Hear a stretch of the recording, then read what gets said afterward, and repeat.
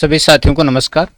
और दोस्तों, बढ़ते हैं और हिंदी साहित्य के इतिहास के कुछ महत्वपूर्ण प्रश्नोत्तर का अध्ययन करते हैं। और सबसे पहले हमारे सामने जो प्रश्न आ रहा है, आलम्बनत्व धर्म का साधारणीकरण माना है, तो आचार्य रामचंद्र शुक्ल ने माना है। आलम्बनत्व धर्म का साधारणीकरण किसने माना है? आचार्य रामचंद्र शुक्ल ने माना है। और दोस्तों, ये रस निष्पत्ति के जो सिद्धांत हैं उनके आधार पर, यानी जो अपना काव्य शास्त्र का टॉपिक है उसमें है ये आलम्बनत्व धर्म का साधारणीकरण आचार्य रामचंद्र शुक्ल ने माना है। अगला प्रश्न है, जयशंकर प्रसाद किस काव्य धारा के आधार स्तंभ माने जाते हैं? तो जयशंकर प्रसाद है वो किस काव्य धारा के आधार स्तंभ माने जाते हैं? तो ये छायावादी काव्य धारा के आधार स्तंभ माने जाते हैं। जयशंकर प्रसाद जो कवि हैं वो छायावादी काव्य धारा के आधार स्तंभ कवि माने जाते हैं। अगला प्रश्न पढ़ते हैं, साधारणीकरण के सिद्धांत के समय मधुमती की चर्चा किसने की थी? तो साधारणीकरण का जो सिद्धांत प्रस्तुत किया उस समय मधुमती की चर्चा किसने की थी? आचार्य श्याम सुंदर दास ने की थी। तो श्याम सुंदर दास ने साधारणीकरण के सिद्धांत को प्रस्तुत करते समय मधुमती की चर्चा की थी। चलिए, राहुल सांकृत्यायन ने हिंदी का प्रथम कवि किसको माना है? राहुल सांकृत्यायन ने हिंदी का प्रथम कवि किसको माना है? सैरपा को हिंदी का प्रथम कवि माना है। तो राहुल सांकृत्यायन ने हिंदी का प्रथम कवि सैरपा को माना है। अगला प्रश्न पढ़ते हैं, संत काव्य धारा का प्रथम कवि किसको कहा जाता है? संत काव्य धारा का प्रथम कवि कबीर दास जी को कहा जाता है। संत काव्य धारा का प्रथम कवि कबीर दास जी को कहा जाता है। नेक्स्ट क्वेश्चन की ओर बढ़ते हैं, उत्तर अपभ्रंश को पुरानी हिंदी किसने कहा? उत्तर अपभ्रंश को पुरानी हिंदी पंडित चंद्रधर शर्मा गुलेरी जी ने कहा था। उत्तर अपभ्रंश को पुरानी हिंदी। आदिकाल का नाम वीरगाथा काल किसने दिया? तो आदिकाल का नाम वीरगाथा काल किसने दिया था? आदिकाल का नाम वीरगाथा काल ये दिया था आचार्य रामचंद्र शुक्ल ने। आदिकाल का नाम वीरगाथा काल दिया था किसने? आचार्य रामचंद्र शुक्ल ने। आदिकाल का नाम संधि चारण काल किसने दिया? आदिकाल का नाम संधि चारण काल डॉक्टर रामकुमार वर्मा ने दिया था। आदिकाल का नाम संधि चारण काल डॉक्टर रामकुमार वर्मा ने आदिकाल का नाम संधि चारण काल दिया था। ठीक है जी। आदिकाल को सिद्ध सामंत काल किसने कहा? तो आदिकाल को सिद्ध सामंत काल किसने कहा? राहुल सांकृत्यायन ने आदिकाल को सिद्ध सामंत काल कहा था। आदिकाल को सिद्ध सामंत काल कहने वाले कौन थे? राहुल सांकृत्यायन आदिकाल को सिद्ध सामंत काल कहने वाले थे। हिंदी के प्रथम चंपू काव्य का नाम बताइए। तो हिंदी का प्रथम चंपू काव्य है वो रावल वेल है। तो हिंदी के प्रथम चंपू काव्य के बारे में हमें पूछा जाए तो हिंदी का प्रथम चंपू काव्य है वो रावल वेल है। अगला प्रश्न है, श्रावकाचार्य की रचना किसने की? देवसेन ने श्रावकाचार्य की रचना की थी। किसने? देवसेन ने श्रावकाचार्य की रचना की थी। चलिए, गणपति चंद्र गुप्त ने हिंदी का प्रथम कवि किसको माना है? डॉक्टर गणपति चंद्र गुप्त ने हिंदी का प्रथम कवि किसको माना है? तो उत्तर अपना है शालिभद्र सूरी को डॉक्टर गणपति चंद्र गुप्त ने हिंदी का प्रथम कवि माना है। शालिभद्र सूरी को डॉक्टर गणपति चंद्र गुप्त ने हिंदी का प्रथम कवि माना है। शंकराचार्य ने किस संप्रदाय की स्थापना की थी? स्मार्त संप्रदाय की स्थापना की थी शंकराचार्य ने। शंकराचार्य ने स्मार्त संप्रदाय की स्थापना की थी। नेक्स्ट क्वेश्चन अपना है, आदिकाल का नाम वीरकाल किसने दिया? तो आदिकाल का नाम वीरकाल है वो किसने दिया था? विश्वनाथ प्रसाद मिश्र ने आदिकाल का नाम वीरकाल दिया था।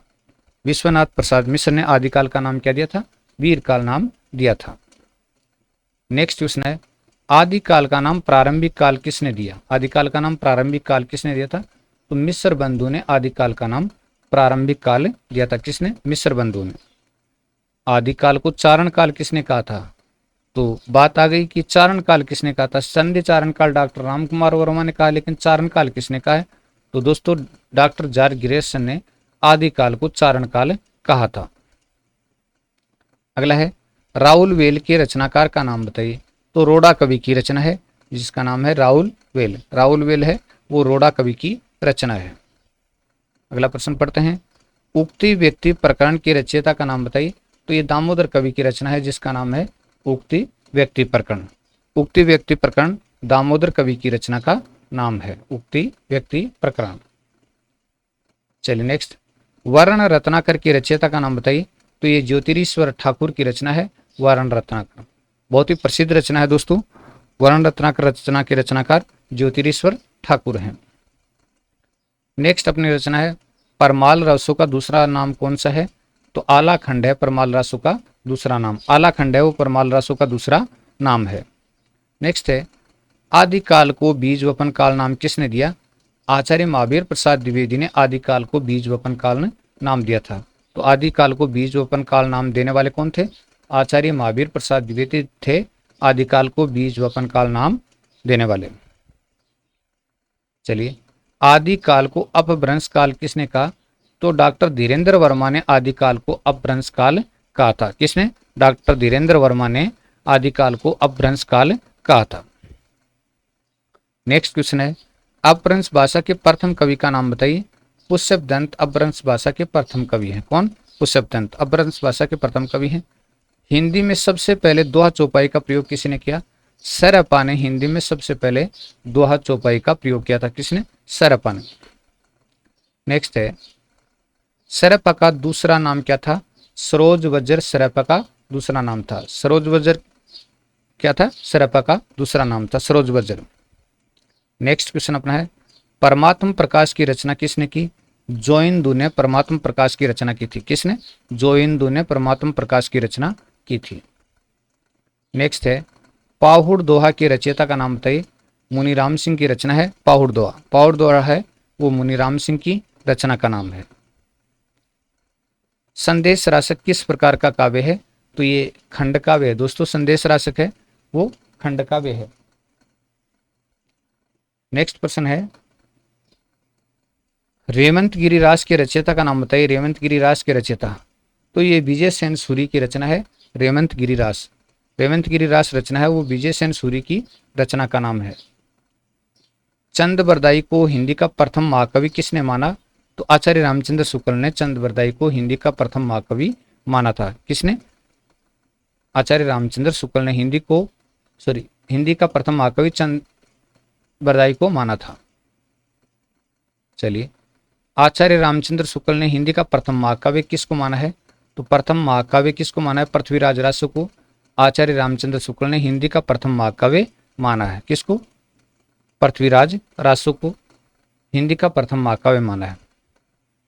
नेक्स्ट क्वेश्चन है शिव सिंह सरोज की रचना किसने की? शिव सिंह सेंगर ने शिव सिंह सरोज की रचना की थी। किसने? शिव सिंह सेंगर ने शिव सिंह सरोज नामक हिंदी साहित्य का इतिहास ग्रंथ लिखा था। अगला प्रश्न आपके सामने है आचार्य रामचंद्र शुक्ल ने हिंदी साहित्य का इतिहास ग्रंथ कब लिखा? 1929 में हिंदी साहित्य का इतिहास ग्रंथ लिखा था। आचार्य रामचंद्र शुक्ल ने हिंदी साहित्य का इतिहास ग्रंथ 1929 में लिखा था। चलिए नेक्स्ट आचार्य रामचंद्र शुक्ल ने आदिकाल की समय सीमा मानी है। तो समय सीमा कौन सी मानी है? आदिकाल की समय सीमा की बात करते हैं तो आदिकाल की समय सीमा कौन सी मानी है?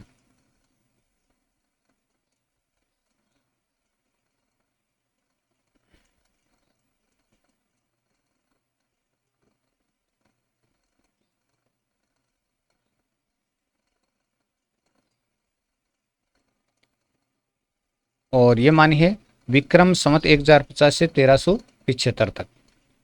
तो आदिकाल की समय सीमा आचार्य रामचंद्र शुक्ल ने माना है विक्रम संवत 1050 से 1375 तक उन्होंने आदिकाल की समय सीमा को माना है। आचार्य रामचंद्र शुक्ल ने आदिकाल की समय सीमा विक्रम संवत 1050 से 1375 को माना है। चलिए नेक्स्ट प्राकृत प्रकाश की रचना किसने की? वर रुचि ने प्राकृत प्रकाश की रचना की थी। किसने? वर रुचि ने प्राकृत प्रकाश की रचना की थी। चलिए नेक्स्ट जसर चरियु की रचना किसने की? जसर चरियु की रचना तो जसर चरियु की रचना पुष्यपदंत ने की थी। पुष्यपदंत ने जसर चरियु की रचना की थी। किसने? पुष्यपदंत ने। चलिए सिद्ध संतों की भाषा का क्या नाम था? संध्या भाषा नाम था सिद्ध संतों की भाषा का नाम। तो सिद्ध संतों की भाषा का नाम क्या था? संध्या भाषा था। अगला प्रश्न है कुमारपाल चरित रचना के रचनाकार का नाम बताइए। हेमचंद्र की रचना है कुमारपाल चरित। तो कुमारपाल चरित रचना है वो किसकी है? हेमचंद्र की रचना है कुमारपाल। कुमारपाल प्रतिबोध की रचना किसने की? कुमारपाल प्रतिबोध की रचना सोमप्रभ सूरी ने कुमारपाल प्रतिबोध की रचना की थी? किसने? सोमप्रभ सूरी ने। नेक्स्ट क्वेश्चन है, पवनचरियु के रचनाकार का नाम बताइए। पवनचरियु, और ये स्वयंभू की रचना है दोस्तों। पवनचरियु, पवनचरियु रचना है वो स्वयंभू की रचना है पवनचरियु।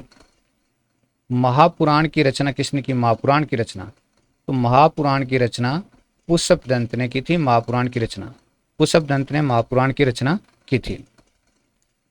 जयमेंक जस चंद्रिका के रचनाकार का नाम बताइए। तो ये मधुकर कवि की रचना है। जयमेंक जस चंद्रिका किसकी रचना है? मधुकर कवि की रचना है। अगला प्रश्न है, प्राकृत पेंगलम ग्रंथ के रचनाकार का नाम बताइए। तो दोस्तों ये लक्ष्मीधर की रचना है, जिसका नाम है प्राकृत पेंगलम। लक्ष्मीधर की रचना है प्राकृत पेंगलम। अगली रचना के बारे में पढ़ते हैं।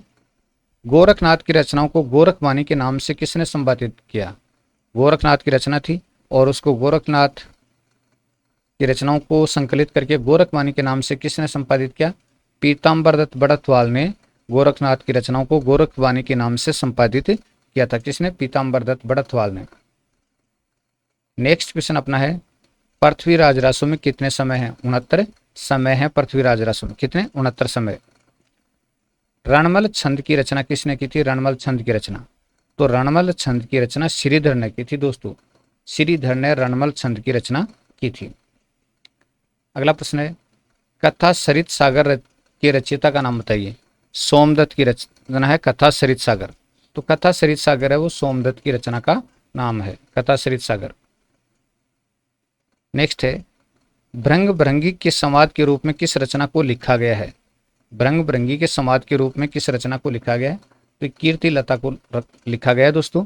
भृंग भृंगी के संवाद के रूप में कीर्ति लता को लिखा गया है। अगली रचना है, कृष्ण रुक्मणी रिबेली रचना के रचनाकार का नाम बताइए। तो पृथ्वीराज राठौड़ की रचना है, प्रसिद्ध रचना है कृष्ण रुक्मणी रिबेली। अपभ्रंश का वाल्मीकि किसे कहा जाता है? अपभ्रंश का वाल्मीकि किसको कहा जाता है? तो ये स्वयंभू को अपभ्रंश का वाल्मीकि कहा जाता है। स्वयंभू को अपभ्रंश का क्या कहा जाता है? वाल्मीकि कहा जाता है। उपदेश रसायन रास के रचयिता का नाम बताइए। तो ये जिनदत्त सूरी की रचना है उपदेश रसायन रास। किसकी रचना है? जिनदत्त सूरी की रचना है उपदेश रसायन रास। अगला है, ललित ललाम रचना के रचनाकार का नाम बताइए। तो दोस्तों ये मतीराम की रचना है और अलंकार ग्रंथ है जिसका नाम है ललित ललाम।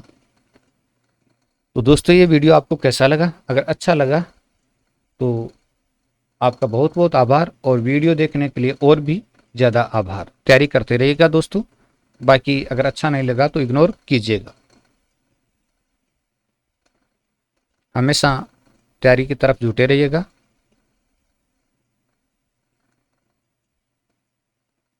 चलिए दोस्तों वीडियो को देते हैं विराम, और अगले वीडियो में आपसे फिर मुलाकात होगी एक नए और एक अच्छे वीडियो के साथ।